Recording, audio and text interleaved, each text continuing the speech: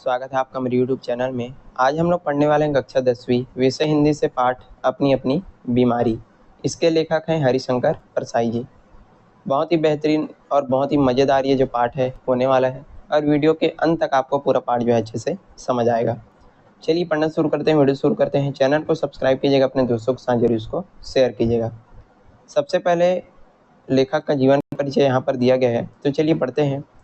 हिंदी साहित्य जगत के मूर्धन्य व्यंगकार हरिशंकर परसाई जी का जन्म 22 अगस्त 1924 को जमानी गांव जिला होशंगाबाद मध्य प्रदेश में हुआ था। इनका जन्म हुआ था 22 अगस्त 1924 को, कहाँ पर? मध्य प्रदेश में।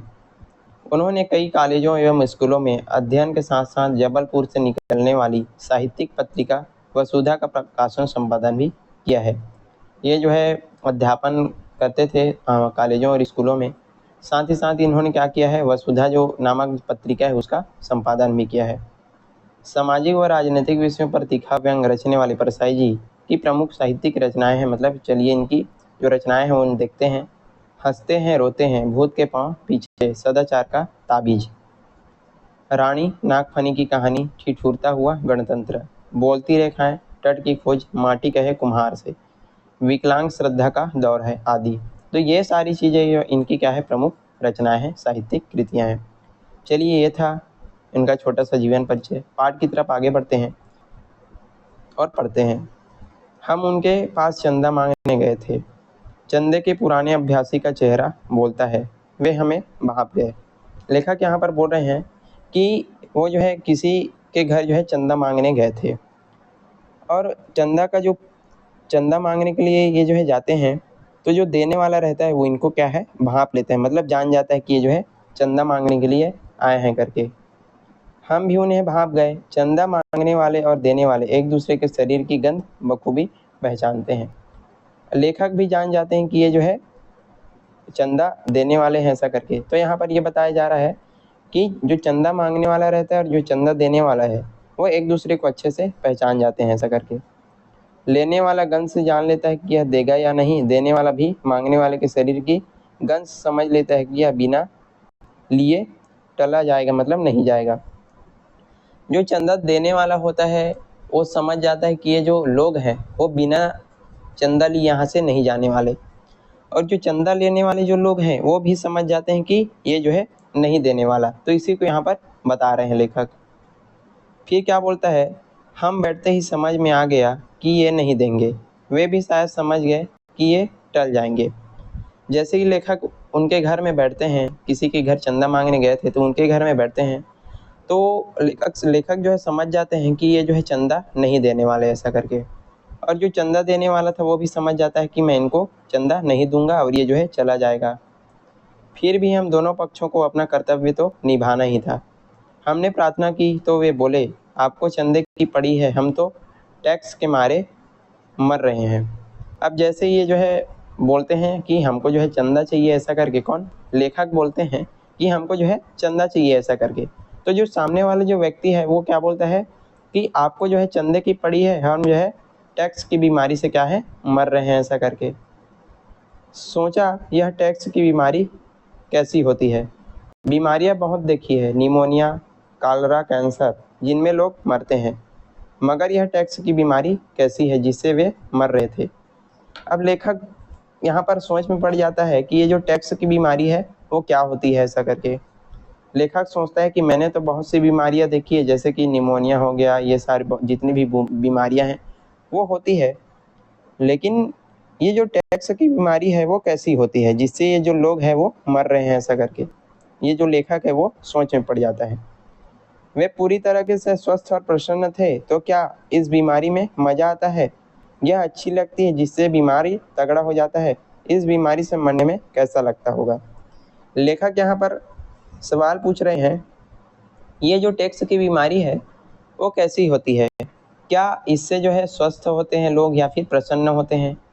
क्या इस बीमारी में जो है मज़ा आता है? और क्या ये जो बीमारी है वो लोगों को जो है तगड़ा कर देती है? और इस बीमारी से मरने के बाद कैसा महसूस होता होगा? तो सारी जो सवाल है वो लेखक के मन में चल रहे हैं। अजीब रोग है यह, चिकित्सा विज्ञान में इसका कोई भी इलाज नहीं है।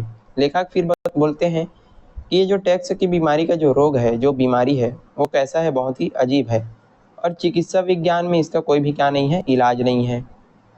बड़े से बड़े डॉक्टर को दिखाइए और कहिए यह आदमी टैक्स से मर रहा है, इसे प्राण बचा लीजिए, वह कहेगा इसका हमारे पास कोई भी इलाज नहीं है। यदि आप डॉक्टर के पास जाओ और बोलो कि ये जो व्यक्ति है वो टैक्स की बीमारी से मर रहा है, इसको आप बचा लीजिए, इसके प्राणों को बचा लीजिए, तो डॉक्टर क्या बोलेगा, हमारे पास इसका कोई भी इलाज नहीं है। तो लेखक इसी को यहाँ पर बता रहे हैं। लेकिन इसके भी इलाज करने वाले होते हैं, मगर वे एलोपैथी या होम्योपैथी पढ़े नहीं होते। लेखक यहाँ पर बोलते हैं कि टैक्स की बीमारी का जो इलाज है वो भी करने वाले होते हैं, लेकिन ये जो है एलोपैथी या जो होम्यो जो पैथी है वो नहीं पढ़े होते। इसकी चिकित्सा पद्धति अलग है। इस देश में कुछ लोग टैक्स की बीमारी से मरते हैं और कुछ लोग भूखमरी से। लेखक यहाँ पर बोल रहे हैं कि इसका जो चिकित्सा जो पद्धति है, इलाज का जो तरीका है वो क्या है, अलग है। और बोल रहे हैं कि हमारे देश में कुछ लोग जो है टैक्स की बीमारी से मर रहे हैं और कुछ लोग भूखमरी से। कहने का अर्थ यह है कि किसी के पास जो है इतना पैसा हो गया है कि उसको जो है टैक्स देना पड़ता है और कोई किसी के पास जो है उतना पैसा नहीं है। टैक्स की बीमारी की विशेषता यह है कि जिसे लग जाए वह कहता है हाय हम टैक्स से मर रहे हैं, और जिसे न लगे वह कहता है हाय हमें टैक्स की बीमारी नहीं लगती। मतलब कहने का अर्थ यह है कि जिसके पास बहुत सारा पैसा हो जाता है उसको जो है क्या देना पड़ता है, टैक्स देना पड़ता है। और वो क्या बोलता है कि हम जो है टैक्स की बीमारी से मर रहे हैं करके। और जिसके पास पैसा नहीं है वो क्या बोलता है कि हमको जो है टैक्स की बीमारी नहीं लगती। मतलब यदि हमारे पास पैसा होता तो हम भी क्या भरते, टैक्स भरते। तो दो तरह के यहाँ पर लोगों को लेखक बता रहे हैं। कितने लोग हैं कि जिनकी महत्वाकांक्षा होती है कि टैक्स की बीमारी से मरे, पर मर जाते हैं निमोनिया से। कुछ लोग सोचते हैं कि हमको जो है टैक्स की बीमारी लग जाए तो कितना अच्छा होगा। मतलब कहने का अर्थ ये है कि यदि पैसा बहुत सारा होगा तो टैक्स भरना पड़ेगा, लेकिन उनके पास उतना पर्याप्त पैसा नहीं होता जिससे वो टैक्स भर सके। और वो क्या सोचते हैं कि हमको जो है टैक्स की बीमारी से मरना है, लेकिन वो जो है निमोनिया से मर जाते हैं। हमें निमोनिया मतलब अन्य बीमारियों से जो है मर जाते हैं, इसी को यहाँ पर समझाया गया है। हमें उन पर दया आई, सोचा कहे कि प्रॉपर्टी समेत यह बीमारी हमें दे दीजिए, पर वे नहीं देते। यह कमबख्त बीमारी ऐसी ही है जिसे लग जाए वे उसे प्यारी हो जाती है। लेखक सोचते हैं कि यदि ये जो बीमारी है वो मुझको मिल जाती तो कितना अच्छा होता। मैं ये जो बीमारी है वो मांग लेता हूँ, लेकिन ये बीमारी है वो मुझको नहीं लगती। और ये जो बीमारी है वो कैसी है, जिसको लग जाती है उसको बहुत ही क्या हो जाती है, प्यारी हो जाती है। तो एक जो हास्य पद जो व्यंग के माध्यम से इस पाठ में बताया गया है। मुझे उनसे ईर्ष्या हुई, मैं उन जैसा बीमार होना चाहता हूँ। लेखक जिनके यहाँ चंदा मांगने गए थे उनको क्या थी, टैक्स की बीमारी। मतलब उनके पास बहुत सारा क्या था, पैसा था, तो वो क्या करते थे, टैक्स भरते थे। तो लेखक को उनसे क्या हो जाती है, ईर्ष्या हो जाती है, जलन हो जाती है। और वो भी उसके जैसा क्या होना चाहता था, बीमार होना चाहता था। मतलब लेखक भी टैक्स की बीमारी से बीमार पड़ना चाहता था। अब क्या होता है, उनकी तरह ही मरना चाहता हूँ। कितना अच्छा होता अगर शोक समाचार यूँ छपता। बड़ी प्रसन्नता की बात है कि हिंदी के व्यंग लेखक हरिशंकर परसाई टैक्स की बीमारी से मर गए। वे यहाँ पर जो है मजाक करते हुए व्यंग के माध्यम से बोल रहे हैं कि कितना अच्छा होता कि यदि मैं जो है टैक्स की बीमारी से मरता। और जो शोक समाचार है वो कैसा छपता कि बड़ी प्रसन्नता की बात है कि हिंदी के व्यंग लेखक जो है हरिशंकर परसाई जो है टैक्स की बीमारी से मर गए। आप यहाँ पर समझो कि वो जो है टैक्स की बीमारी से जो है क्या करना चाहते थे, मरना चाहते थे। वे हिंदी के प्रथम लेखक हैं जो इस बीमारी से मरे। यहाँ पर जो है बड़े ही व्यंग के माध्यम से परसाई जी बता रहे हैं कि किस प्रकार, मतलब कितना अच्छा होता कि मुझको भी जो है टैक्स की बीमारी लग जाती। इस घटना से समस्त हिंदी संसार गौरवान्वित है। आशा है कि आगे भी लोग लेखक इसी बीमारी से मरेंगे। तो यहाँ पर जो है बड़े ही व्यंग के माध्यम से लेखक बता रहे हैं, मगर अपने भाग्य में यह कहाँ, अपने भाग्य में तो टुच्ची बीमारियों से मरना लिखा है। लेखक ये बोलते हैं मैं कहाँ जो है टैक्स की बीमारी से मरूंगा, मैं तो जो है छोटी मोटी बीमारियों से मरना लिखा है करके। उनका दुख देखकर मैं सोचता हूँ दुख भी कैसे कैसे होते हैं, अपना अपना दुख अलग अलग होता है। उनका दुख था टैक्स के मारे डाल रहा है, और अपना दुख है कि प्रॉपर्टी नहीं है जिसे वे अपने को भी टैक्स के मरने का सौभाग्य प्राप्त हो। हम कुल 50 रुपये की चंदा न मिलने के दुख से मरे जा रहे थे। जिनके घर जो है चंदा मांगने गए थे वो बहुत ही क्या थे, अच्छे खासे पैसे वाले आदमी थे, और इनको जो है 50 रुपये के चंदा न मिलने के क्या था, दुख था। लेकिन उस इंसान को क्या दुख था, टैक्स भरने का दुख था। तो दोनों का क्या था, अलग अलग दुख था। अपना दुख है कि प्रॉपर्टी नहीं है जिसे वे अपने को भी टैक्स से मरने का सौभाग्य प्राप्त हो। लेखक यहाँ पर बोलते हैं कि यदि मेरे पास भी प्रॉपर्टी होता, बहुत सारा पैसा वगैरह होता, तो मैं भी जो है टैक्स की बीमारी से मरता। लेकिन हमको जो है ये जो 50 रुपया जो चंदा मांगने आए हैं उसका दुख अलग है। तो सबका अलग अलग क्या था, दुख था। मेरे पास एक आदमी आता था जो दूसरों की बेईमानी का बीमारी से मरा जाता था। अपनी बेईमानी प्राण घातक नहीं होती, बल्कि संयम से साधी जाए तो स्वास्थ्य वर्धक होती है।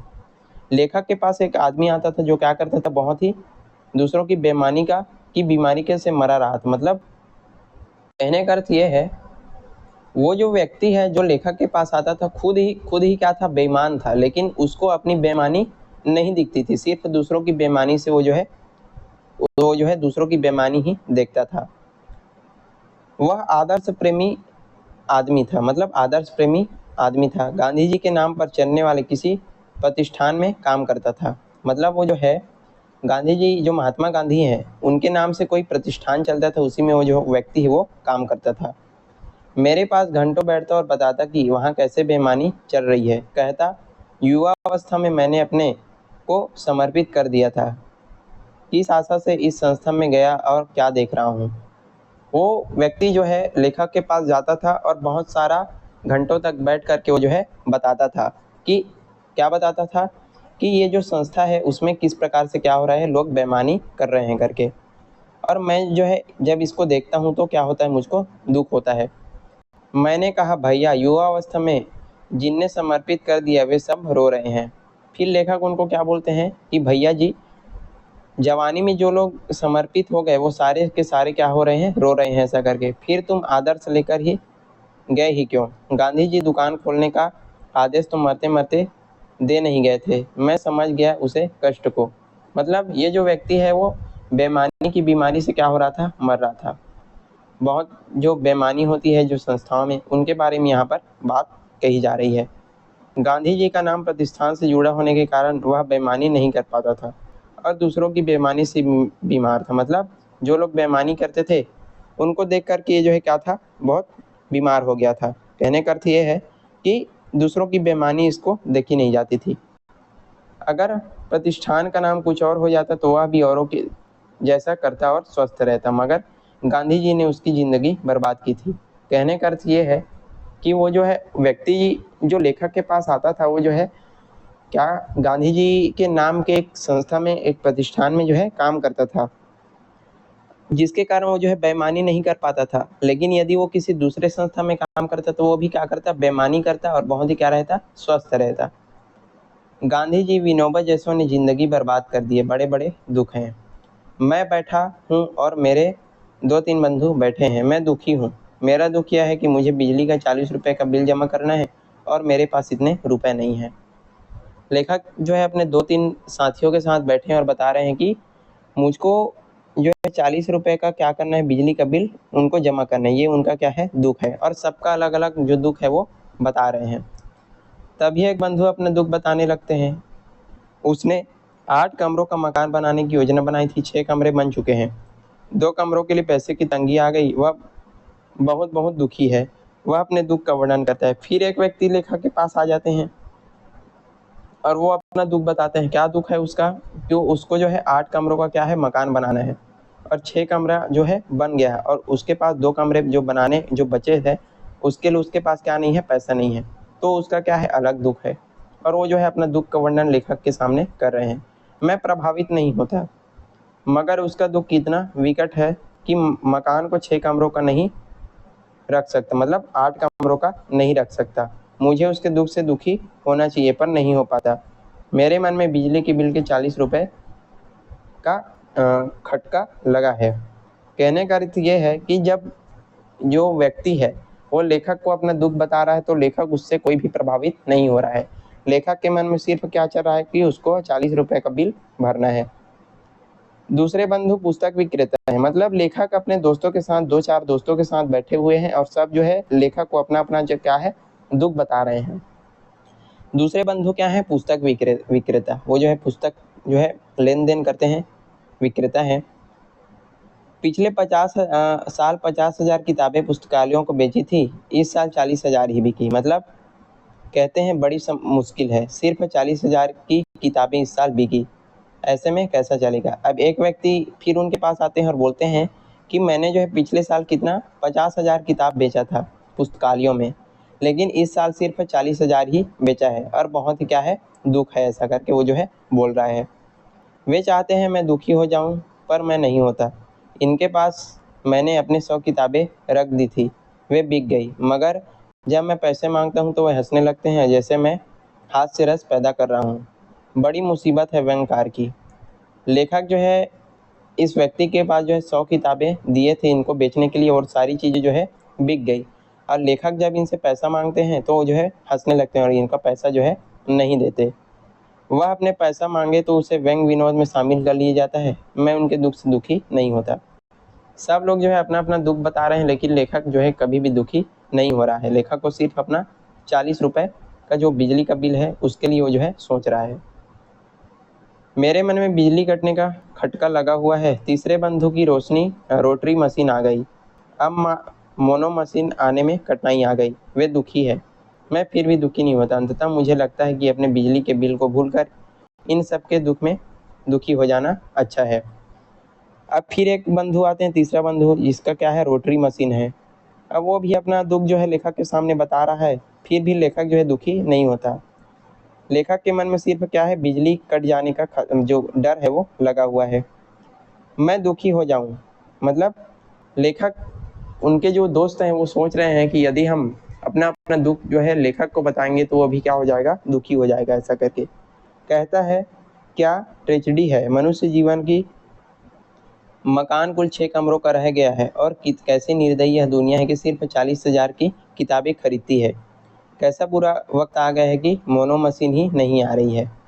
सब लोग अपना अपना दुख बता रहे हैं और लेखक उन सारी चीज़ों को जो है सुन रहे हैं।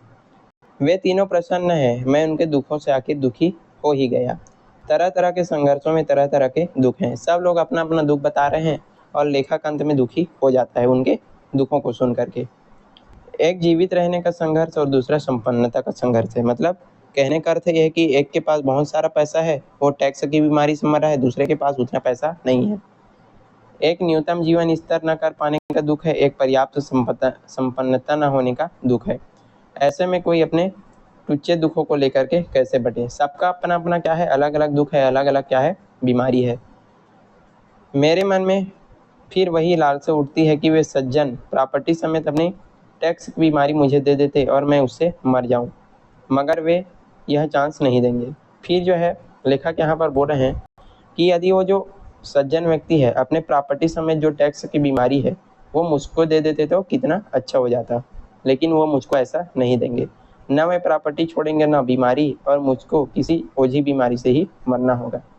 कहने का अर्थ ये है सबका अपना अपना दुख है और लेखक उन सारी दुखों को एक व्यंग के माध्यम से इस पाठ में रखने का प्रयास किए हुए हैं।